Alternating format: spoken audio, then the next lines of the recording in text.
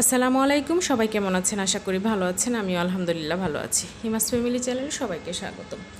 আজকে শুক্রবার, ঘুম থেকে উঠতে একদম লেট হয়ে গেছে, 10টা বেজে গেছে। সেজন্য ভাবলাম যে আজকে আর বাসায় কিছু করব না, বাইরে থেকে নিয়ে আসি। সেজন্য হাজব্যান্ড চলে গেল পরোটা আনার জন্য আর সবজি আনার জন্য। আর আমি যেহেতু একটু সিঙ্গারা খেতে পছন্দ করি, সেজন্য আবার সাথে সিঙ্গারাও নিয়ে আসছে। ভালোই হয়েছে। খাওয়া দাওয়া শুরু করে দিলাম, সকালের নাস্তা। মাঝে মধ্যে আমি এরকম আবার বায়না ধরি শুক্রবার আসলেই। এদিকে আমি মাংসটা একটু ভিজিয়ে রাখলাম, মশলাটাও বের করে রাখলাম। দুপুরে রান্না বাড়ার জন্য সব কিছু রেডি করে নিচ্ছি। মাংসটা ধুয়ে নিলাম, পেঁয়াজটা নিয়ে নিলাম, যেহেতু আলু দিয়ে রান্না করবো আলুটাও নিয়ে নিলাম, চালটা ভিজিয়ে রাখলাম। সব কিছু আমি কাটাকুটি শুরু করে দিলাম।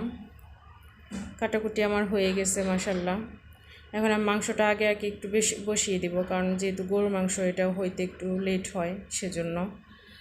আর কে কে গরুর মাংস খেতে পছন্দ করেন না, যদি আমার ভিডিওটা কেউ দেখে থাকেন নিশ্চয়ই কমেন্ট করে জানাবেন।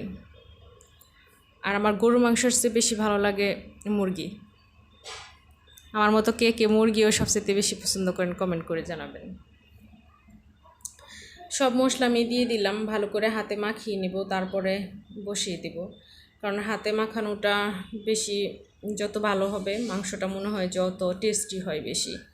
অনেকে পছন্দ করে, অনেকে করে না, আমি আবার পছন্দ করি। সেজন্য মাংসটা আমি ভালো করে মেখে একটু হালকা পানি দিয়ে বসিয়ে দিলাম কষানোর জন্য। যেহেতু শুক্রবার, নামাজ থেকে এসেই বলবে যে আমার খিদে পাইছে, সেজন্য আগে আগে বসিয়ে দিলাম। আর যত শুক্রবারই সে বাসায় থাকুক আলহামদুলিল্লাহ, আমার ঘুম থেকেও উঠতে লেট, রান্না বাড়া করতেও লেট, খাইতেও লেট, নামাজে লেট, সব কাজে শুধু লেট আর লেট। সেজন্য বসিয়ে দিলাম প্রেশার কুকারে। গ্যাসটাও সেভ হবে, সময়টাও সেভ হবে। এদিকে আমার রান্না বাড়া প্রায় হয়ে গেছে। আমি সালাদের জন্য লেবু কেটে নিলাম, সব কিছু কেটে কুটে একটু লবণ দিয়ে মাখিয়ে নিচ্ছি। কালকে ভাজি ছিল, সে ভাজিটাও গরম করে নিলাম সেজন্য। সো সবাই ভালো থাকবেন, সুস্থ থাকবেন। আল্লাহ হাফেজ।